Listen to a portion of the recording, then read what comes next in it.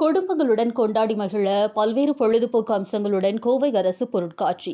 நீண்ட இடைவெளிக்கு பிறகு கோவையின் மிகவும் பிரசித்தி பெற்ற அரசு பொருட்காட்சி பல்வேறு கலை நிகழ்ச்சிகளுடன் கோலாகலமாக கோவை வ.உ.சி. பூங்கா மைதானத்தில் துவங்கப்பட்டது.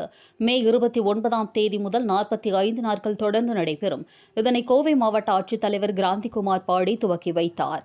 இங்கு கோவை மாநகர காவல்துறை, இந்து அறநிலையத்துறை, மின்சாரத்துறை, போக்குவரத்து துறை, பொது சுகாதாரத்துறை, வேளாண்மைத்துறை என்று தமிழக அரசின் அனைத்து துறைகளும் காட்சிப்படுத்தப்பட்டுள்ளன. மேலும் மாணவர்களுக்கான கல்வி மற்றும் அறிவியல் சார்ந்த அரங்கம், தனியார் அரங்கங்கள் உள்ளன. மேலும் சிறியவர் முதல் பெரியவர் வரை அனைவரையும் கவரும் வகையில் விளையாட்டு அரங்கங்கள், உணவு பண்டங்கள், விற்பனையகங்கள் என்று அனைத்து அம்சங்களும் கொண்டுள்ளது.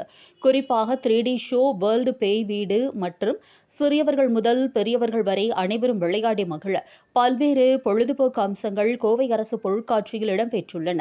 இக்கண்காட்சி மாலை 4 மணி முதல் இரவு 10 மணி வரை பெரியவர்களுக்கு 15 ரூபாயும், சிறியவர்களுக்கு 10 ரூபாயும் மற்றும் பள்ளி மாணவ மாணவியருக்கு 5 ரூபாய் மட்டுமே நுழைவு கட்டணமாக வசூலிக்கப்படுகிறது.